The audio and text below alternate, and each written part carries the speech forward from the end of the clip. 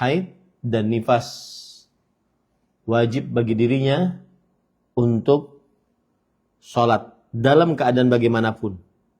Selama muslim, baligh berakal, selain wanita yang haid dan nifas. Wajib untuk sholat. Karena Allah subhanahu wa ta'ala berfirman, wa aqimus shalah. Dan dirikanlah sholat. Dan Rasul sallallahu alaihi wa ala alihi wasallam menjelaskan tentang hukum salat 5 waktu di dalam banyak hadis. Menjelaskan tentang hukum salat 5 waktu di dalam banyak hadis. Di antaranya bunyal Islamu ala khams, syahadat an la ilaha illallah wa anna Muhammadan Rasulullah wa iqamis salah wa ita'iz zakah wa shaumi Ramadan wa hajjil bait man istata'a ilaihi sabila. Islam dibangun di atas 5 perkara. Mengucapkan 2 kalimat syahadat, mendirikan salat, berpuasa pada bulan Ramadan, membayar zakat, dan berhaji ke Baitullah.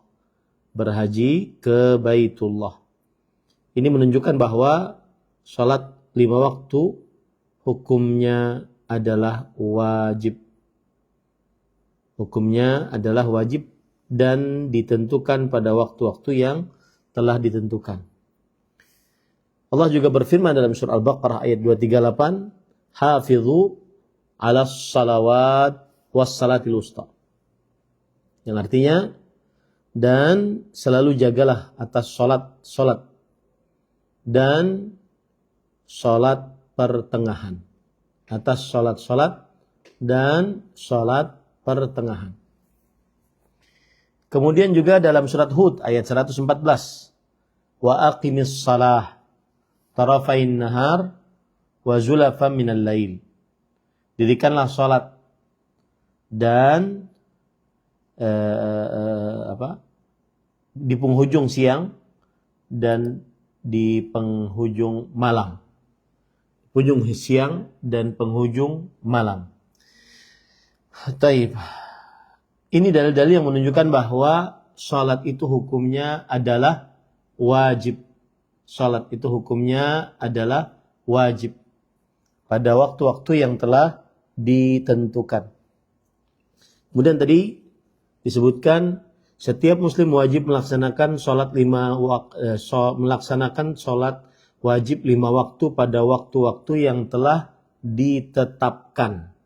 Kecuali ada uzur syar'i seperti tertidur, lupa, dan bepergian.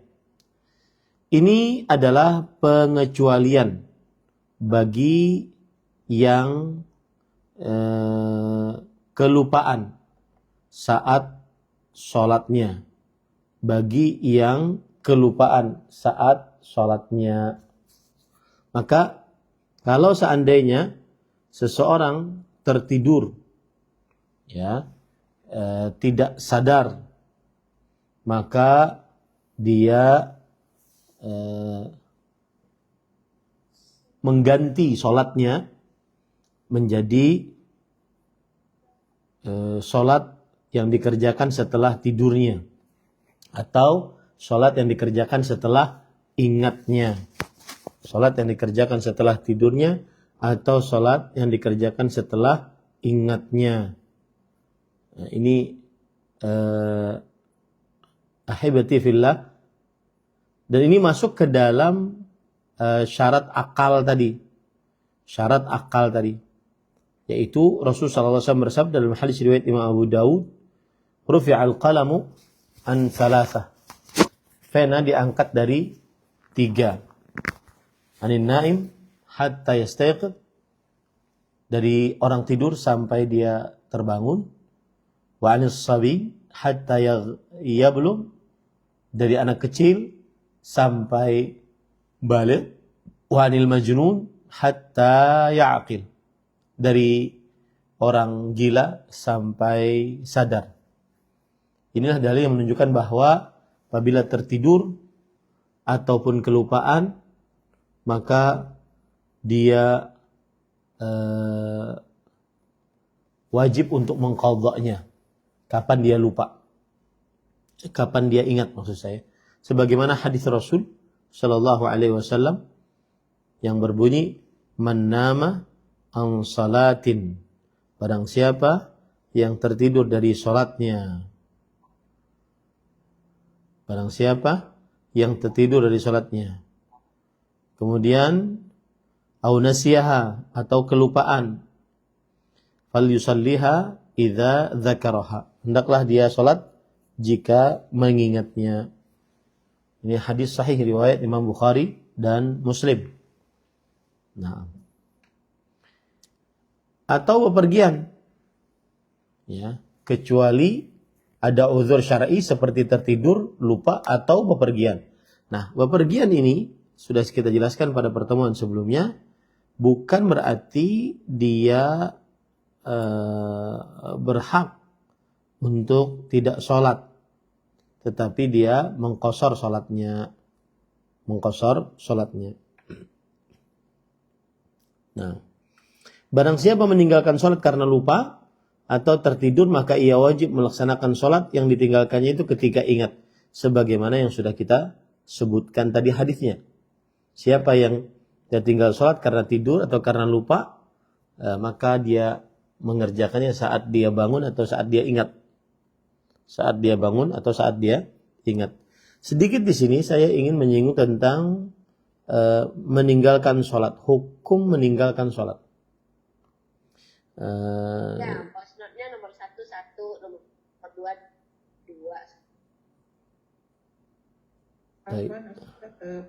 Kepada teman-teman yang masih terbuka mikrofonnya, dimohon untuk segera ditutup untuk kelancaran kajian kita pagi hari ini. Barang siapa yang meninggalkan sholat karena mengingkari kewajiban sholat, maka sungguh dia telah kafir.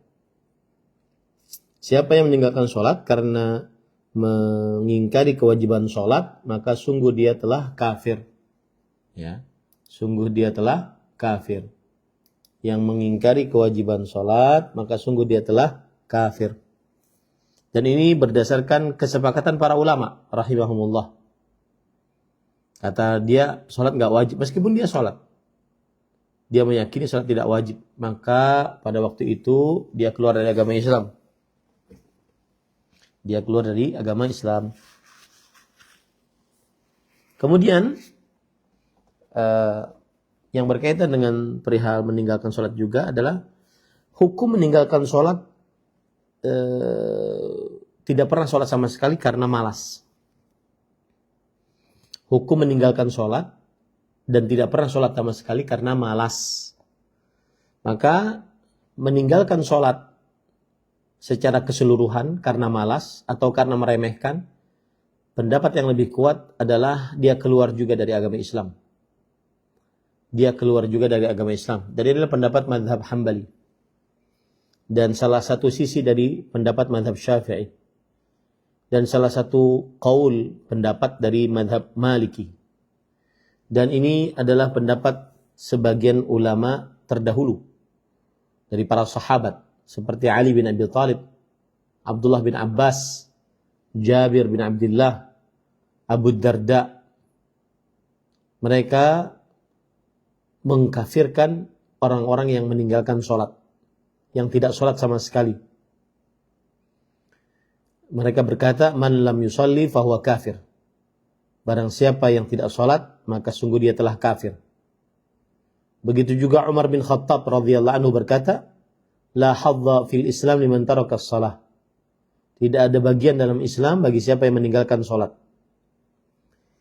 Kemudian juga Abdullah bin Mas'ud radhiyallahu anhu berkata, man lam yusalli fala dinalah.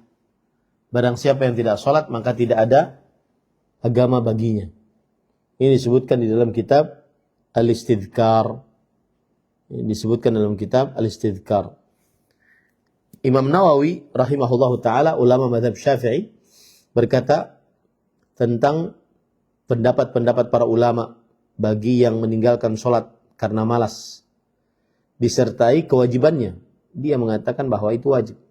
Qalat ta'ifah sebagian ulama berpendapat yakfur wa yujra alaihi ahkamul murtaddin fi kulli syai. Orang tersebut yang meninggalkan sholat dengan sengaja, tidak pernah sholat sama sekali karena malas, maka dia kafir. Dan dikerjakan padanya hukum-hukum orang-orang murtad. Nah, dan ini adalah pendapat madhab jumhur ahli hadis, madhab mayoritas ahli hadis. Dan ini juga pendapat yang dipilih oleh Ibnu Taimiyah, Ibnu Qayyim, dan Ibnu Utsaimin rahimahullah. Dalil yang menunjukkan bahwa yang meninggalkan sholat dengan sama sekali tidak pernah sholat karena malas atau karena meremehkan adalah kafir keluar dari agama Islam. Surat Maryam ayat 59. Fakhalafa min ba'dihim khalfun adha'us salah wattaba'us syahawat fasawfa yalqawna ghayya. Maka menggantikan setelah mereka para penerus adha'us salah, penerusnya buruk, melalaikan salat dan mengikuti syahwat. Maka mereka akan mendapati ghai, neraka ghai, yaitu lembah dalam neraka jahanam. Nah, kemudian para ikhwan yang dirahmati Allah, sisi pendalilan dari surat Maryam ayat 59 tadi, Allah Subhanahu wa taala berfirman tentang orang-orang yang melalaikan salat dan mengikuti syahwat. Allah berfirman kecuali orang yang bertobat dan beriman. Ya. Kecuali orang yang bertobat dan beriman. Maka ini menunjukkan bahwa ketika mereka melalaikan salat, maka mereka itu bukan orang beriman. Karena tadi kecuali yang bertobat dan beriman. Kecuali yang bertobat dan beriman. Begitu ya. Ini menunjukkan bahwa yang melalaikan salat bukan orang beriman. Kemudian dalil yang kedua, siapa yang tidak pernah sholat sama sekali karena malas, karena meremehkan, maka dia kafir keluar dari agama Islam. Yaitu surat Ar-Rum ayat 31. Wa aqimus shalah wa la takunu minal musyrikin. Dan dirikanlah sholat dan janganlah kalian menjadi orang-orang musyrik. Dalam ayat ini surat Ar-Rum ayat 31, Allah menjelaskan bahwa tanda mereka musyrik adalah meninggalkan sholat. Tanda mereka musyrik adalah meninggalkan sholat. Begitu juga hadis Rasul sallallahu alaihi wasallam. Riwayat Muslim, Rasul SAW bersabda, "Inna bainar rajul wa bainasy syirki wal kufri tarkus shalah." Sesungguhnya jarak antara seseorang dengan kesyirikan, kekufuran, meninggalkan sholat. Kalau seseorang sudah meninggalkan sholat, maka tidak ada lagi jarak antara dia dengan kesyirikan dan kekufuran. Sama. Nah, begitu juga dalam hadis riwayat Imam At-Tirmidzi. Riwayat Imam At-Tirmidzi dari Abdullah bin Buraidah, dari Buraidah bin Al-Husayb radhiyallahu anhu, bahwa Rasul sallallahu alaihi wasallam bersabda, "Innal ahda alladhi bainana wa bainahumus shalah, faman tarakaha faqad kafar." Sesungguhnya orang-orang yang Apaan Ustaz? Mohon kepada teman-teman yang masih terbuka mikrofonnya dengan nama Aziz, Ibu Sari, untuk di mute mikrofonnya.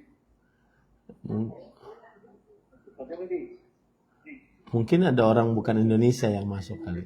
Sepertinya mereka tidak menyimak. Pada Zoom yang bernama Bapak Aziz, mohon di mute mikrofonnya, kajian masih sedang berlangsung.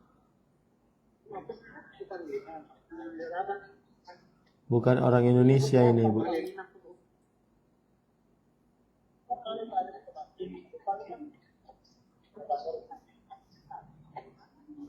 kami tidak bisa mute dari tim admin dikarenakan qadarullah host pemilik Zoom-nya tidak hadir pada pagi hari ini. Mohon kepada Zoom yang bernama Bapak Aziz, mute mikrofonnya.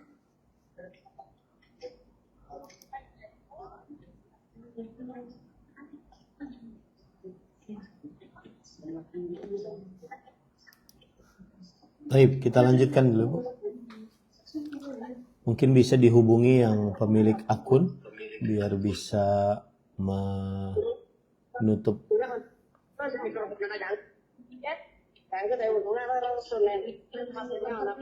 Itu penyusup deh. Ukti sepertinya itu penyusup karena sekarang banyak banget penyusup kali Zoom. Qadarullah, baik. Bagaimana Ustaz? Ya. Oke, sudah selesai kayaknya. Baik, kita lanjutkan. Kemudian dalil dari hadis Rasulullah SAW yang menunjukkan bahwa yang meninggalkan sholat dan tidak pernah sholat sama sekali karena malas adalah kafir. Hadis riwayat Imam Muslim dari Jabir radhiyallahu an, Rasul sallallahu alaihi wasallam bersabda, "Inna baina ar-rajuli wa baina syirki wal kufri tarkus shalah." Jarak antara seseorang dengan kesyirikan dan kekufuran adalah meninggalkan sholat. Kalau sudah meninggalkan sholat, tidak ada jarak antara dia dengan kesyirikan dan kekufuran. Begitu juga dalam hadis riwayat Tirmidzi dari Abdullah bin Buraidah, dari Buraidah bin Al-Husayb radhiyallahu an, bahwa Rasulullah sallallahu alaihi wa ala alihi wasallam bersabda, "Innal ahda alladhi bainana wa bainahumus shalah, faman tarakaha faqad kafar." Perjanjian antara kami dengan mereka, orang-orang kafir, adalah perihal sholat. Siapa yang meninggalkan sholat, maka sungguh dia telah kafir. Sisi pendalilan dari dua hadis ini bahwa hadis ini menunjukkan siapa yang meninggalkan sholat secara terus-menerus, keseluruhan, maka para ikhwan yang dirahmati oleh Allah, pada saat itu dia telah kafir, keluar dari agama Islam. Nah, hadis yang lain yang diriwayatkan oleh Imam Bukhari dan Muslim dari Anas bin Malik radhiyallahu an, bahwa Nabi Muhammad sallallahu alaihi wasallam kana idza ghaza bina qauman lam yakun yaghzu bina hatta yusbih wa yanzura fa in sami'a adhanan kaffa anhum wa in lam yasma' adhanan aghara alaihim. Nabi Muhammad SAW jika memerangi sebuah tempat atau suatu kaum bersama kami, maka beliau tidak akan memerangi kaum tersebut sampai masuk waktu pagi. Dan beliau perhatikan, apabila beliau mendengar azan, maka beliau tidak jadi memerangi. Dan jika beliau tidak mendengar azan, maka beliau mengepungnya. Dalil yang menunjukkan bahwa pendirian sholat mengkonsekuensikan hukum dalam agama Islam. Maka sesungguhnya azan adalah ajakan untuk sholat. Dan apabila suatu kaum mengumandangkan azan, maka konsekuensinya kaum tersebut adalah orang muslim. Ini menunjukkan bahwa sholat jika tidak dikerjakan secara terus-menerus, maka dia kafir, keluar dari agama Islam. Kemudian juga ijma' para sahabat Nabi radhiyallahu anhu. Seperti yang dikatakan di dalam kitab Al-Muwatta yang ditulis oleh Imam Malik, bahwa Abdullah bin Abbas radhiyallahu anhu berkata, "Ya Amirul Mu'minin, as-salah." Faqala ajal, innahu la hadza fil Islam liman adha'a as-salah. Orang beriman berkata, Abdullah bin Abbas radhiyallahu anhu berkata, "Wahai pemimpin orang beriman, dirikanlah salat." Kemudian Umar bin Khattab berkata, "Tentu sesungguhnya tidak ada bagian di dalam Islam bagi siapa yang meninggalkan salat." Di sini Umar bin Khattab radhiyallahu anhu di hadapan para sahabat Nabi radhiyallahu anhu. Dan tidak ada seorang pun dari para sahabat Nabi radhiyallahu anhum yang menyanggah apa yang dikatakan oleh Umar bin Khattab radhiyallahu anhu. Begitu juga perkataan dari Abdullah bin Syaqiq al-Uqaili radhiyallahu rahimahullah. Beliau berkata, "Kana ashabu Muhammadin sallallahu alaihi wasallam la yarawna syai'an min al-a'mali tarkuhu kufr ghaira shalah." Adalah para sahabat Nabi radhiyallahu anhum tidak berpendapat sesuatu dari amalan apabila ditinggalkan menyebabkan kepada kekufuran selain salat. Menyebabkan kepada kekufuran selain salat. Nah, ini adalah meninggalkan salat karena malas dan meninggalkan salat karena meremehkan. Kalau yang seperti ini, bagaimana sudah penjelasan tadi bahwa jika dia tidak pernah sholat sama sekali, maka dia kafir, keluar dari agama Islam. Sekarang, agar kita berhati-hati jangan pernah meninggalkan sholat, maka di sana ada ancaman siksa bagi yang meninggalkan sholat. Bahkan di dalam hukum hadd bahwa tarikus shalah yuqtal.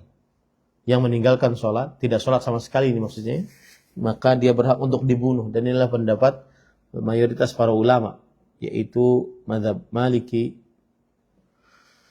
dan Hambali. Jadi yang tidak sholat itu pantas untuk diperangi gitu ya.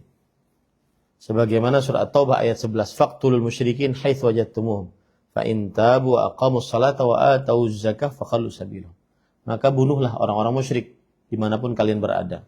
Sampai kepada firman Allah, jika mereka bertaubat, mendirikan sholat, membayar zakat, maka biarkan mereka bebas. Ayat ini memberikan syarat bahwa tawanan tidak dibunuh setelah bertaubat, yaitu mendirikan sholat. Kalau seandainya dia tidak mendirikan sholat, maka dibunuh. Ini menunjukkan bahwa mendirikan sholat hukumannya adalah dibunuh. Nah,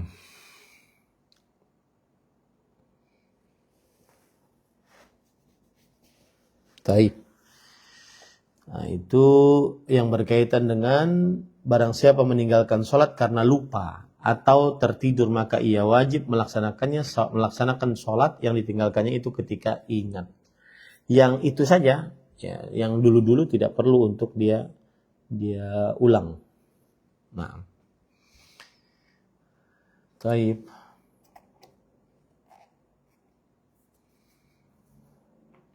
Ini sudah selesai bagian yang nomor 9. Apakah akan kita lanjutkan ke nomor 10 ataukah masuk sesi pertanyaan dulu? Nah, silakan.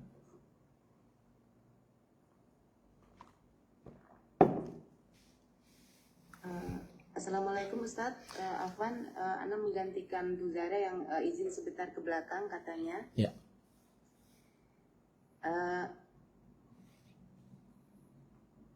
Dari teman-teman mungkin jika ada pertanyaan mungkin berkenaan dengan sholat bisa ditanyakan kepada Ustadz. Mungkin jika nanti tidak ada pertanyaan mungkin materi bisa dilanjutkan. Tapi jika ada yang pertanyaan berkenaan dengan sholat bisa ditanyakan kepada Ustadz.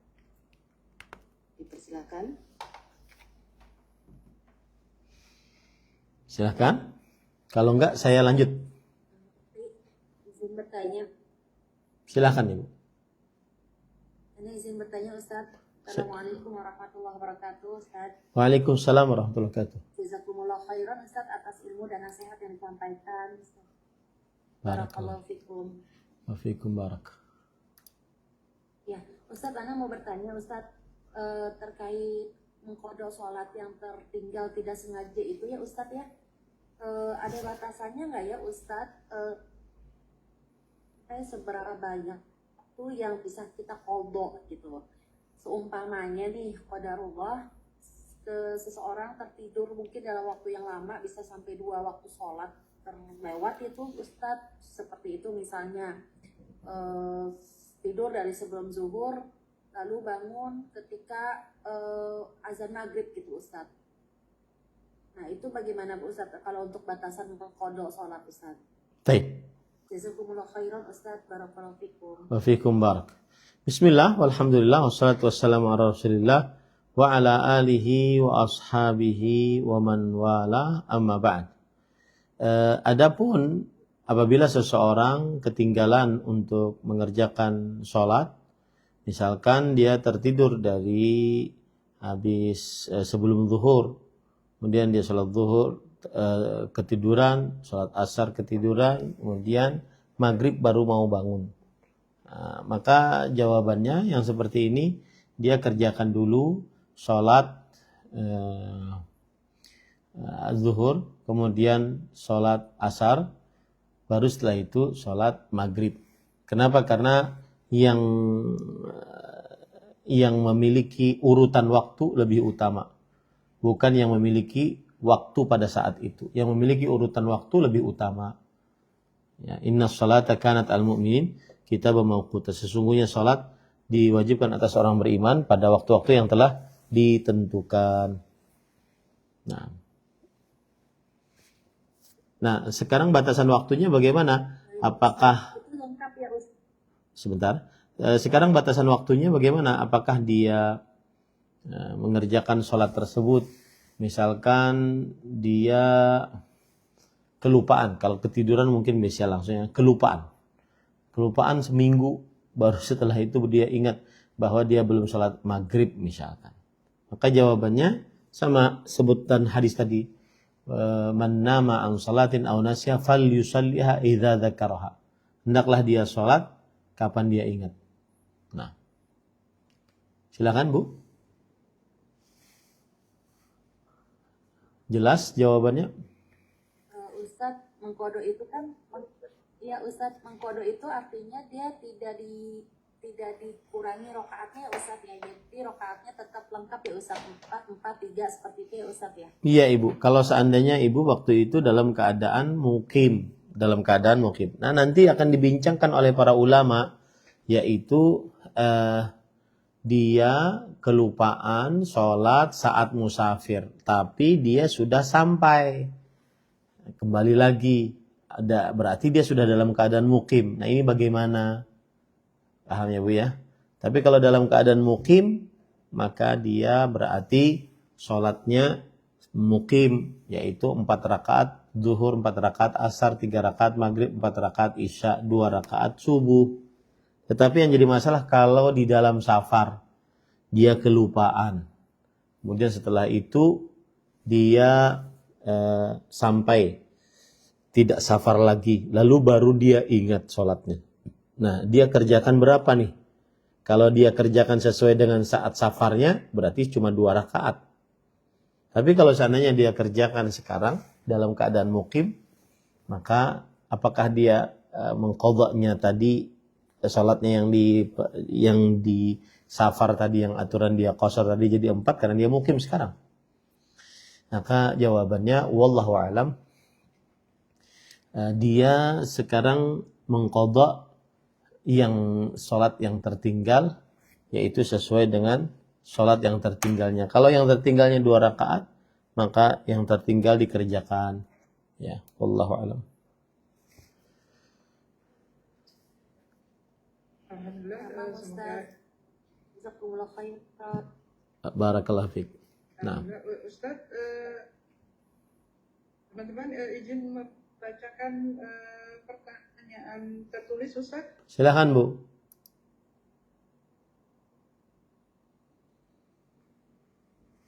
Baik, Bismillahirrahmanirrahim. Assalamualaikum warahmatullahi wabarakatuh. Assalamualaikum ilaikum. Izin bertanya Ustadz, saya memiliki orang tua yang sudah sepuh sekitar umur 80 tahun. Beliau memiliki kesehatan yang kadang sehat, kadang kurang sehat. Karena itu, alhamdulillah beliau masih bisa melakukan sholat dalam kondisi duduk. Namun kendalanya beliau sering sekali jika berwudu merasa kedinginan sampai pada saat titik tertentu orang tua kami itu tidak bisa berjalan melakukan wudu ke kamar mandi karena sangat kedinginan. Apakah kondisi tersebut dapat digantikan dengan bertayamum, Ustaz? Mohon penjelasannya. Bismillah, alhamdulillah, wassalatu wassalamu ala rasulillah wa ala alihi wa ashabihi wa man wala amma ba'd. Ada kaidah fikih, qaidatul fiqh, yaitu al-masyaqqah tajlibut taisir. Kesulitan mendatangkan kemudahan. Kesulitan mendatangkan kemudahan, ya. Dan makna daripada kaidah ini yaitu ibadah kepada Allah Subhanahu wa taala terkadang terjadi kesulitan saat melaksanakannya bagi beberapa orang. Nah, ketika sudah terjadi kesulitan, maka pada saat itu adalah dia mengerjakan yang dimudahkan oleh Allah Subhanahu wa taala. Seperti misalkan kalau dia tidak sanggup untuk berwudu memakai air, maka dia diperbolehkan untuk bertayamum agar kesulitan dijauhkan. Nah, silakan. Alhamdulillah, pertanyaan tertulis dari Cejum. Assalamualaikum, Assalamualaikum Ustaz. Apakah seseorang yang meninggalkan sholat itu dikatakan kafir? Kemudian berkaitan dengan meninggalkan sholat, bagaimana dengan anak remaja yang meninggalkan sholat, kemudian orang tuanya sudah sering mengingatkan, apakah orang tuanya kelak di akhirat tetap akan diminta pertanggungjawaban? Mohon pencerahannya Ustaz. Barakallahu fiik. Bismillah, alhamdulillah, wassalatu wassalamu ala rasulillah wa ala alihi wa sahbihi wa man wala amma ba'd. Apakah seorang orang tua akan menanggung, ya, akan maksiat dari anaknya atau tidak? Maka jawabannya adalah seorang orang tua tidak akan menanggung apa yang bukan menjadi tanggungan bagi orang tua. Allah berfirman, wa allaisa insani illa ma sa'a, bahwa seseorang tidak akan mendapatkan kecuali apa yang dia lakukan. Maka pada saat itu, saat seseorang tidak melakukannya, maka dia tidak untuk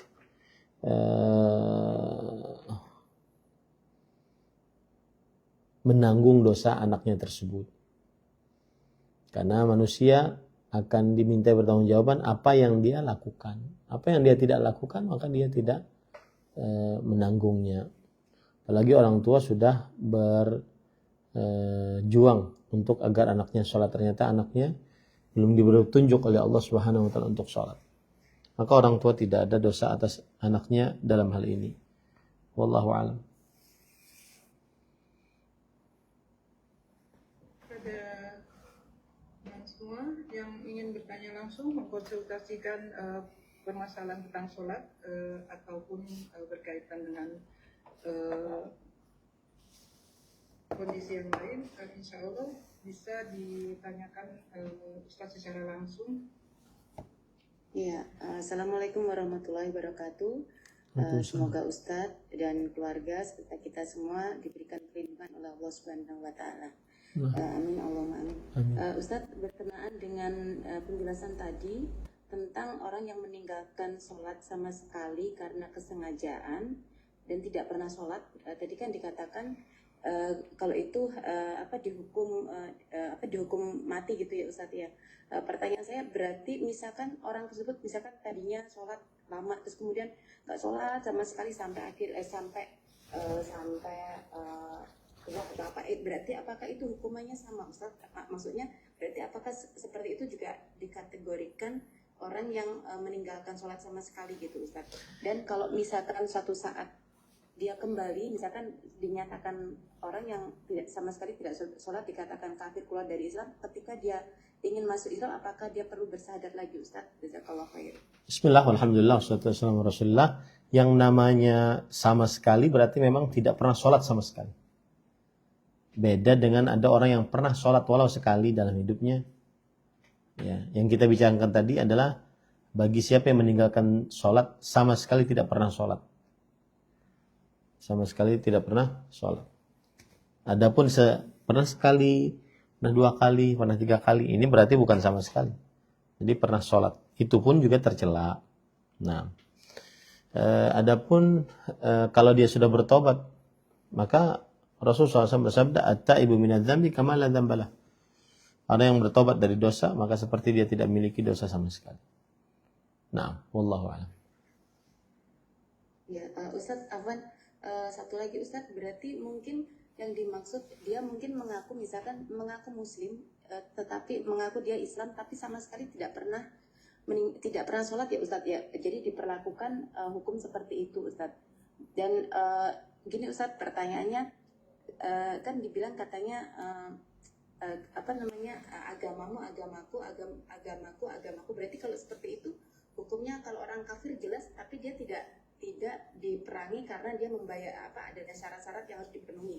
Berarti itu hukumnya sama sekali berbeda dengan orang yang mengaku Islam tapi sama sekali tidak melakukan sholat, begitu ya Ustaz ya? Betul, betul. Dan adapun orang kafir ini kan diberikan peringatan dulu. Kalau seandainya dia manut, kemudian masuk menyerahkan diri, kemudian apapun yang dia ambil sebagai harta rampasan perang. Nah,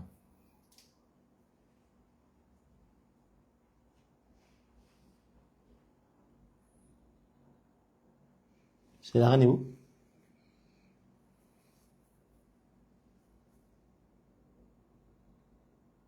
Pertanyaan selanjutnya Ustadz dari chat Zoom. Bismillahirrahmanirrahim. Ketika sabar apabila tiba di tempat tujuan namun tidak bermalam, melainkan pulang pergi, jaraknya misalnya Tangerang ke Bandung, Ustadz PP. Apakah ketika di rumah saudara sholatnya boleh qashar, Ustadz? Jawabannya boleh jika kalau seandainya dia memang dalam keadaan safar. Jakarta Bandung safar, maka dia boleh untuk mengqashar sholat. Dan berapa lama Ustaz singgahnya dia boleh mengqashar sholat? Ada yang mengatakan 4 hari, dan pendapat jumhur ada yang mengatakan 9 hari. Maka pada saat itu dia tetap boleh mengqashar sholat. Dan berapa lamanya dia menguatkan pendapat yang mana? Apakah dia menguatkan pendapat 4 hari? Berarti setelah 4 hari dia sholatnya sempurna, ya. Atau yang kalau dalam kasus Ustaz, dalam kasus ini tidak bermalam Ustaz, jadi dia pulang pergi. Iya, tidak mengapa Ibu. Dia berarti mengqashar sholatnya. Yang bermalam saja boleh mengqashar, apalagi yang tidak bermalam. Tetapi perhatikan yang dilakukan adalah qashar. Qashar yaitu dia sholat zuhur pada waktunya, asar pada waktunya, maghrib pada waktunya, isya pada waktunya. Adapun yang menjamak, maka jamak itu saat diperlukan. Menjamak itu saat diperlukan. Nah,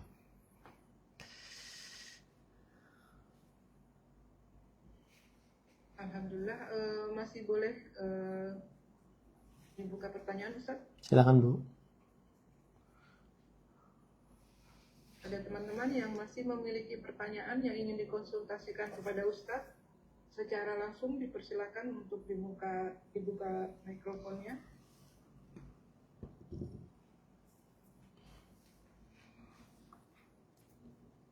Jika tidak ada mungkin cukup. Ya, tidak ada satu lagi nih Ustaz, masih berkaitan, ada yang kelewat sepertinya, saya tidak membaca. Ustaz izin bertanya, apakah seseorang yang pernah meninggalkan sholat yang cukup lama, apakah harus mengkodok sholat tersebut dan bagaimana caranya? Kalau dia meninggalkannya karena malas, meremehkan, tidak ada qadha. Tapi kalau seandainya meninggalkannya karena lupa, karena kesibukan, karena tidur, maksudnya kesibukan itu karena lupa akibat kesibukan. Kemudian karena tidur, maka pada saat itu dia mengqadha salatnya kapan dia ingat. Nah, Ustaz, mungkin melanjutkan tentang mengenai kodo ini, Ustaz. Saya rangkum pertanyaannya.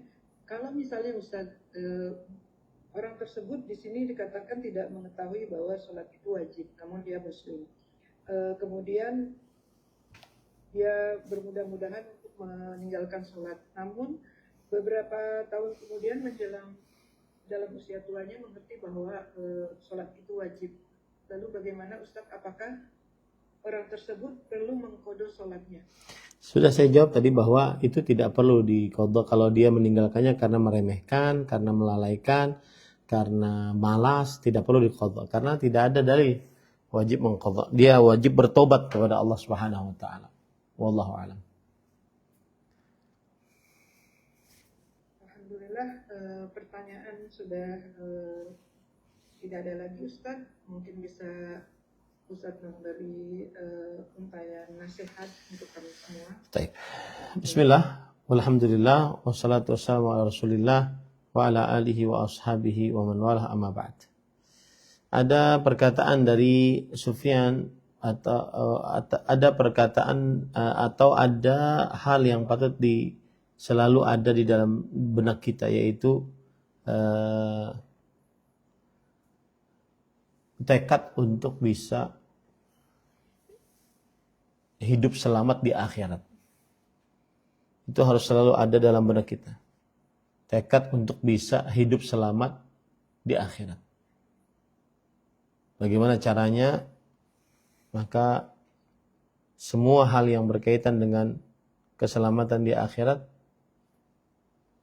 maka dia harus perhatikan. Jangan sampai dia asal-asalan hidupnya. Ini bagaikan rem ini. Yaitu seseorang di dalam kalbunya harus selalu ada tekad untuk selamat di akhirat. Entah orang memiliki apa, orang memiliki apa, maka yang ada adalah tekad, semangat untuk akhirat. Jangan sampai tidak pernah mikirin akhirat. Jangan sampai lalai tentang akhirat. Allah berfirman, hatta idza ja'athumus sa'ah baghtah qalu ya hasratana ala ma farratna fiha. Sehingga jika datang kepada mereka sa'ah baghtah, yaitu hari kiamat secara tiba-tiba, maka mereka mengatakan, alangkah celakanya kami atas apa yang telah kami lakukan selama ini. Maka hati-hati, jangan sampai di dalam kalbu kita lepas perasaan ingin selamat di akhirat. Nah, ini yang bisa disampaikan. Wallahu a'lam. Sallallahu nabiyana Muhammad walhamdulillahirabbil alamin. Subhanakallahumma hamdik, asyhadu an la ilaha illa anta, astaghfiruka wa atubu ilaik. Silahkan untuk dilanjutkan. Alhamdulillah.